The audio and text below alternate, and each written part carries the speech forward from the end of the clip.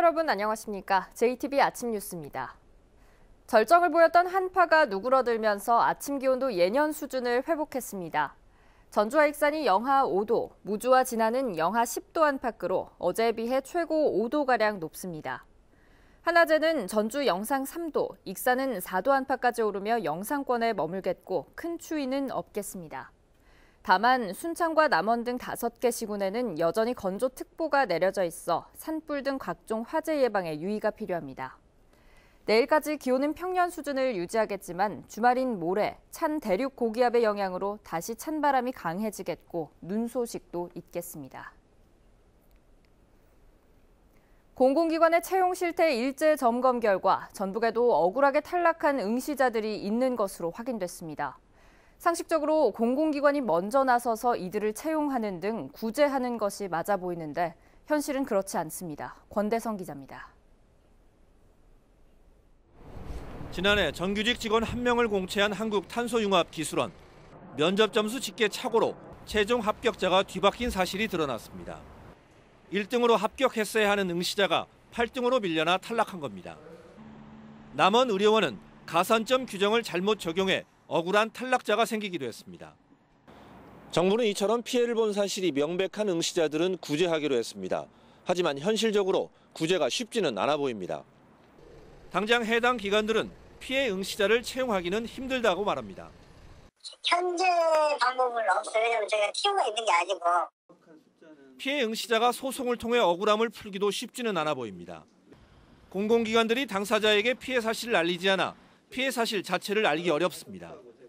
설령 피해 사실을 알게 되더라도 소송을 하는데 적지 않은 돈과 시간을 들여야 합니다. 구제 방안이 정부 차원에서 논의가 돼서 그걸 어떤 법제화 시키지 않는 이상 좀 실효성 있는 방안이 없습니다. 공공기관의 엉터리 채용 업무로 억울하게 탈락한 응시자들의 피해 구제를 위한 실효성 있는 대책이 시급합니다. JTB 뉴스 권대성입니다. 예산을 누가 부담하느냐를 놓고 불거졌던 이른바 누리예산 문제는 결국 올해부터 정부가 부담하는 쪽으로 정리됐죠. 그런데 이번에 다른 문제가 생겼습니다. 누리과정 보육료는 동결된 상태에서 최저임금이 크게 오르면서 어린이집들이 경영난을 호소하고 있습니다. 송창용 기자입니다. 군산에서 어린이집을 운영하는 주인경 씨는 요즘 골머리를 앓고 있습니다. 올해 최저임금이 16.4% 오르면서 보육교사 등 11명에게 지급해야 하는 월급이 한 명당 30만 원 이상씩 올랐기 때문입니다.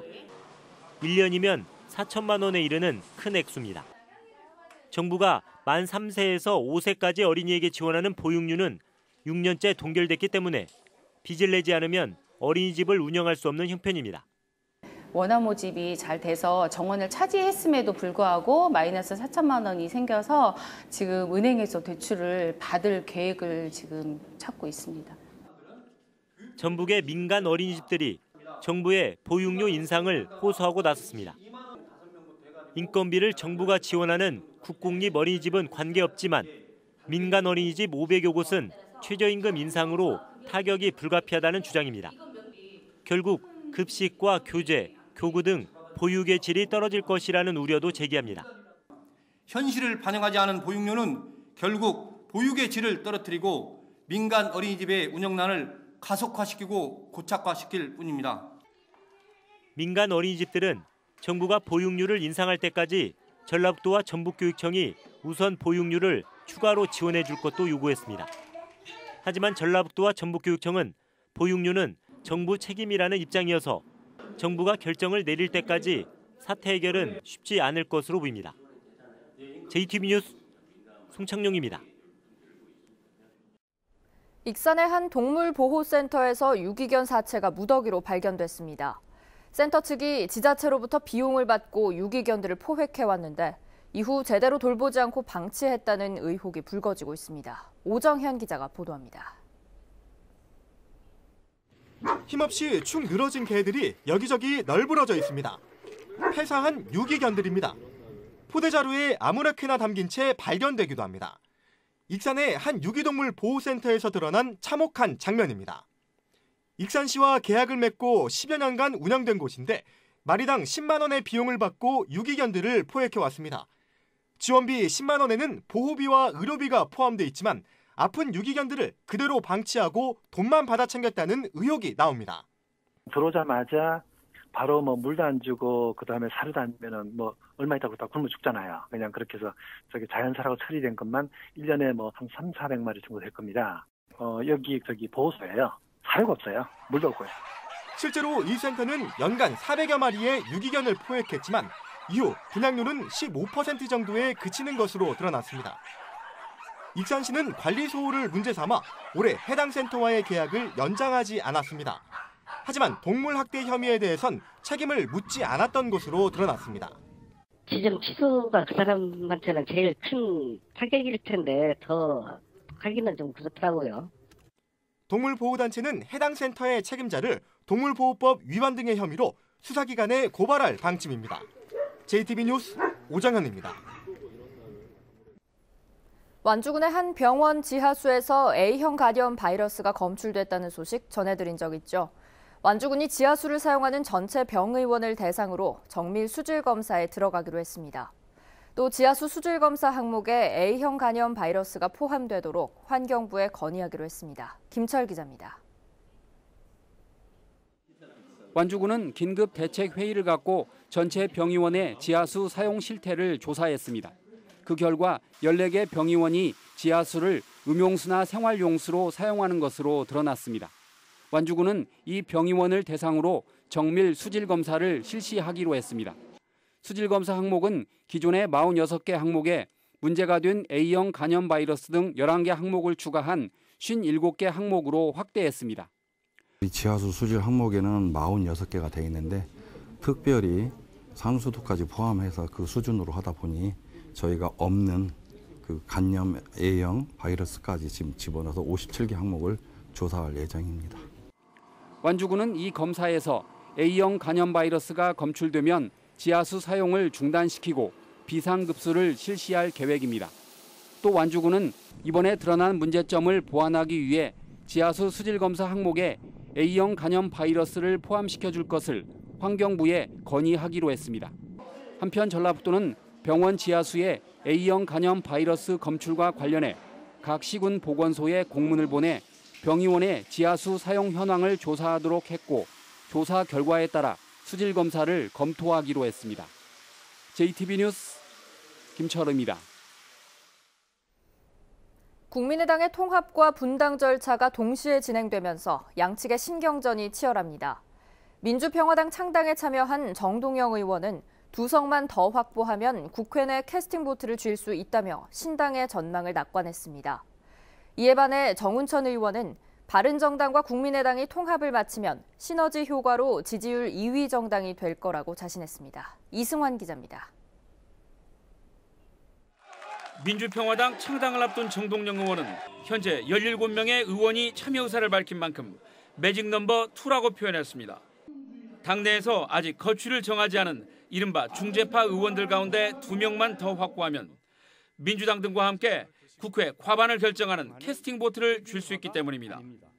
협조하면 과반수가 넘는 겁니다. 그러니까 지금 17명이니까 2명만 더 참여를 하게 되면 국회에서 결정적인 그런 역할을 할 수 있다. 존재의 의미가 커진다. 정동영 의원은 평화민주당의 사례를 들며 호남이 뭉치면 얼마든지 대안 세력이 될 수 있다는 입장입니다. 호남에서 민주당과 1대1 구도가 조성되면 수도권으로 파장이 확산돼 지방선거에서도 승기를 잡을 수 있다고 주장했습니다. 하지만 국민의당과의 통합 실무를 맡고 있는 바른정당 정운천 의원은 민주평화당이 지역주의 정서에 기댄 세력이라고 폄하했습니다.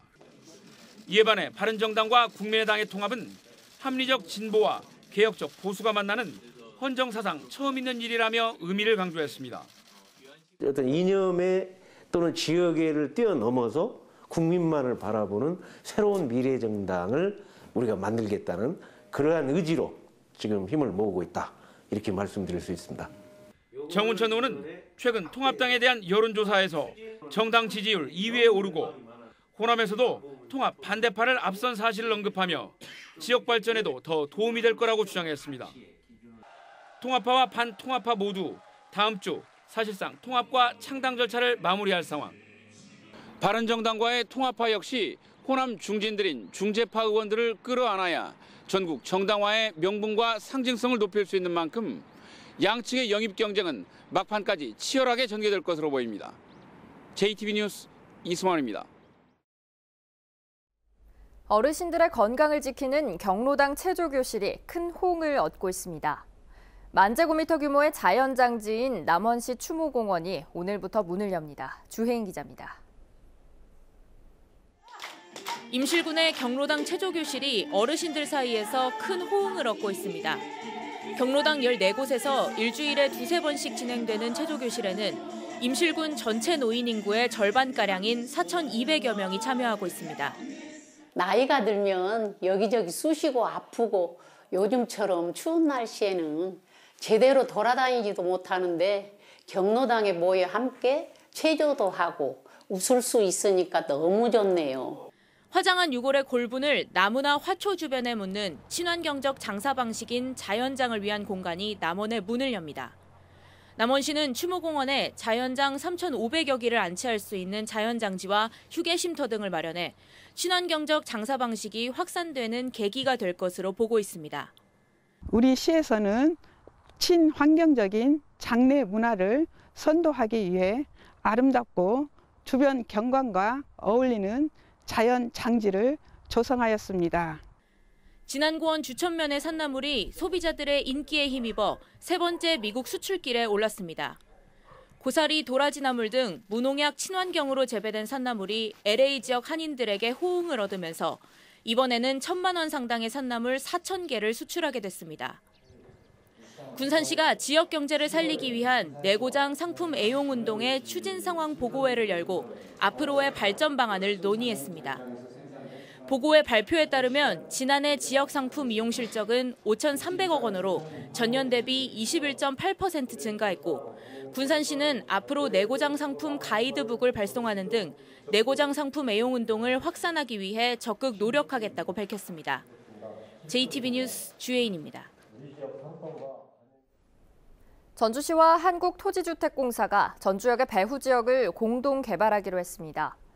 전주시는 공공기관 이전 등으로 침체된 전주역 인근을 개발하기 위해 한국토지주택공사와 함께 기초조사를 실시하고 기본 구상안을 마련하기로 했다고 밝혔습니다. 전주시는 정부의 뉴딜 도시재생 공모 사업에 토지주택공사와 함께 참여하는 방안도 검토하기로 했습니다. 지난 가위박물관 설립과 운영에 문제가 많다는 JTBC 보도와 관련해 진안 군민들이 전라북도에 진안군에 대한 감사를 청구했습니다. 진안 가위박물관 주민감사 청구단은 가위박물관 전시가위 구입 과정에 가격 담합 의혹이 있고 운영 전반에 비리 의혹이 있어 주민감사를 청구했다고 밝혔습니다. 전라북도는 조만간 주민감사 청구 심의위원회를 열어 감사 여부를 결정할 예정입니다. 정읍경찰서는 몸에 휘발유를 뿌리고 분신을 시도한 남성을 붙잡아 조사 중입니다.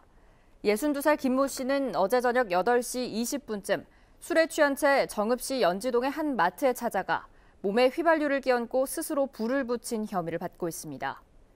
김 씨는 불친절을 문제 삼아 마트 직원과 승강이를 벌이다가 홧김에 분신을 시도한 것으로 알려졌습니다.